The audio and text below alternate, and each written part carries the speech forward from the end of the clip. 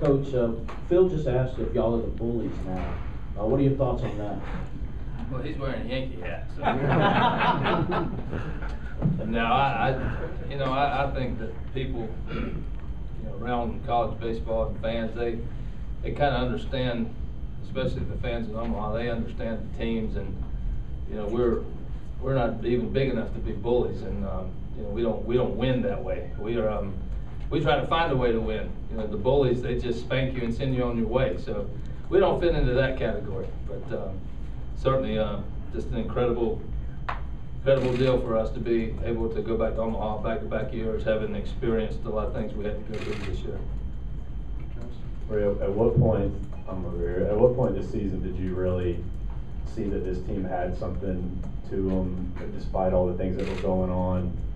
That it was a kind of a team that could win 50 games and get back? Well, you have different times maybe that you try to draw from. I really felt like the Sunday win at Florida when Colby came in and shut the door. Brian Harper got to start, and he came in and kind of shut the door in the middle. We won a 4-3 game. I'm not sure that we were the best team that day or even now, but we found a way to win. Our bullpen was back this year. We had Matt, we had John Taylor, we had Mata. We used Brian Harper down there for part of the season, Tyler Webb. The key was if we could do anything up front. We had to go with Michael because we felt like he was the experienced guy, not knowing he was going to give us the kind of year that he gave us. That being said, we had to find guys to pitch 2 and 3 and 4. And we started out with Webb, Westmoreland, Neff. They did a good job for a while. Then they had some issues with some soreness, and Colby comes in and Kumas comes in, and we kind of hang in there. And so I started thinking, well, if these guys can give us 4, 5, 6 innings, we still got the bullpen, and we can win some games that way if we play D and get some timely hits. So I kept thinking that, we weren't going to be awesome, but we might win some close games. But it's as you well know, we try to find a way to win. We can't just go out there and smack you around and hit, 3 2-run homers or anything like Westlake did last night for the Commodores. That doesn't happen to us too much. But these guys battled. I can't say enough good things about Robert Berry, Stephen Neff, Jake Williams, Evan Marzilli. We had to change our lineup. We're in a major college baseball program, and I have to tell a guy that hasn't swung the bat in 3 years that, hey, you're going to be in the batting practice group tomorrow, and we're going to have to play you, Stephen Neff, and take you a few days and get the rust off, and let's go. And he, he's been outstanding for us. Played good defense. Jake has. Marzilli played center. Barry stepped in for us behind the plate when Brady's been banged up. It's hard to find enough guys to do that, and they did it. That was just an incredible group for me to be able to. Those guys just kept grinding and thinking that this is going to work. I'm not Jackie Bradley in center field, or I'm not an Adam Matthews type talent, but we're going to find a way to get it done, and they survived and they contributed to help us win. Ray, I know you're looking forward, but I'm going to ask you to look backward for just a second. With the way the game has changed, not to mention the defensive changes that your team had to make up the middle, and losing the 1 and 2 starters, where does this kind of stack up as one of your coaching years? I mean, as you look back on it, it must have been very challenging. Well, challenging, but players win games. I don't go between the lines, and if you can find the right group of players and the character, and you got enough of them, you got a chance. And that's, I believe in that very strongly. Do you have enough players? Do you have enough ball players in our game? And when you run a guy like Wingo out there, and Brady Thomas, and Walker, there's so many guys that have been there before, and you give yourself a chance. Like the ESPN color guy, Paul LaDuca. He told me afterwards, I'm a Scott Wingo fan. I said, well, join the contingent. There's a lot of Scott Wingo fans, and that's you got a chance. You got a chance when you got makeup guys. You see, Ray, when Christian stepped to the plate in the 8th, kind of harkening back to last year, did that cross your mind at all, saying this is where you came up big last year? No, it didn't. I was more concerned about trying to get him on base there, and And I told him, I said, you gotta be aggressive. You gotta take some shots here. They threw you a changeup. They got him inside with the fastball in his first at bat, and I said, you're gonna see another changeup. And I said, put a good swing on it. If you pull it, you got a chance. You're not gonna hit it out in the middle of the field right now.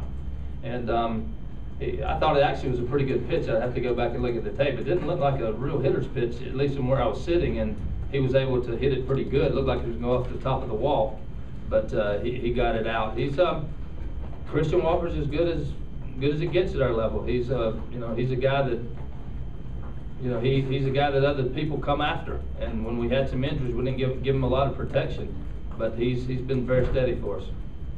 Coach, I know you talked a lot, even a couple of days ago, about how hard it is to get to the World Series, and this is 5 trips now in 10 years. I mean, is that even a mind, kind of an eye-popping stat for you, to 5 in 10 years, considering how hard it is to get there?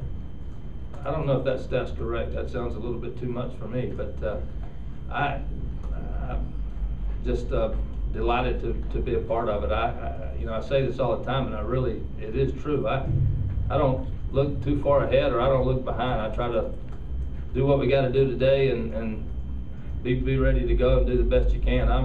I know that when I came here 15 years ago, this was a program about tradition and history and great people, and Bobby Richardson and June Raines, and a sport that had been successful at this university, and it was my challenge at that point to try to continue that. And we've been very fortunate that we've had some opportunities to get out to Omaha, and then we had the great run last year. So it's very special. I'm just happy to be a part of it. You talk about how, I guess you say all the time, go out and win anyway. It seems like this team has really kind of adopted that. Can you talk a little bit about that? Well, one of the things you can do as a coach is you can make points from time to time, and I try to do that. I try, especially at practice, I will criticize players relentlessly, because I think you have to learn from that, and you have to be tough-minded, you have to be a competitor, you have to have tough skin. But beyond that, you try to find a way to survive, and you can't worry about things that happen. You make errors, bloops fall, great plays get made against you.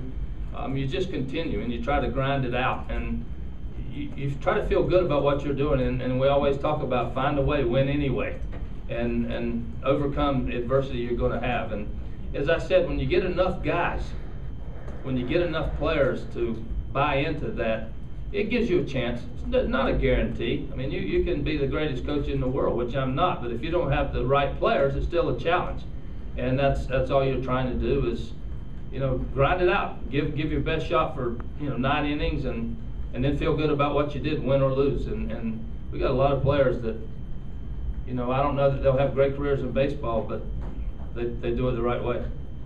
Chris? Ray, take us to that 5th, 6th, and 7th inning where you get the double plays and able to just keep the game close at that point. I can't take you through it. We just kept trying to mix and match and get pitches and make pitches and put a guy out there that's gotten some ground balls, and try to hope that our guys in the middle get a chance to touch it and handle it. And it worked out. We had a couple of balls hit that we could turn. One we didn't turn, where Springer was able to beat it out to first when Mooney couldn't get it out. But it's part of the game. You got to give our guys credit for being able to make pitches and make plays at the right time. You look at the score 8-2, and a lot of people will think, well, the Gamecocks had a pretty good game tonight. Well, as you know, it was a very difficult game for us. We seemed like we played uphill the whole night. Even when we got to 3-2, and Springer makes that catch off Neff's bat, miraculous. And when you make plays like that, that changes and generates momentum the other way. And fortunately, we were able to get some runs there. But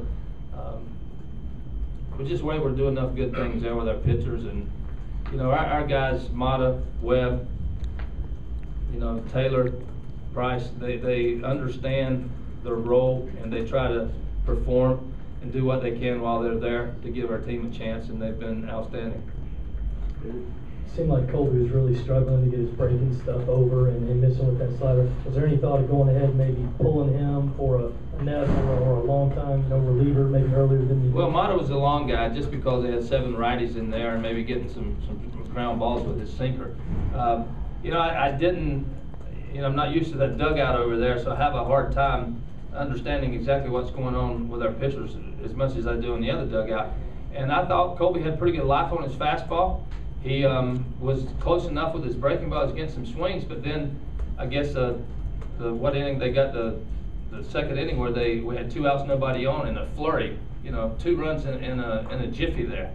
And they got some good swings at him. And then he settled down. I think he got 7 or 8 in a row after that point. But they continued to hit a few balls hard, and that's where we get to the 4th or 5th. We say this is where we go with our matchup guys down there and try to hang in there.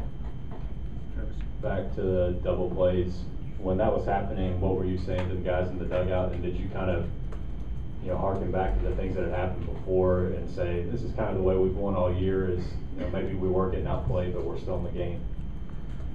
I don't say too much over there, but I hear the guys talking, and when it gets real, when we get into those tight situations, I hear the conversation. This is the way we do it. We don't run away from anybody. We have to win some close games, make a few plays, and maybe roll a double play in there. And I hear that kind of dialogue. This is how we do it, and they're fairly comfortable in those situations. They don't always work out the right way, but we've been there quite a bit. Anything else for Coach Tanner?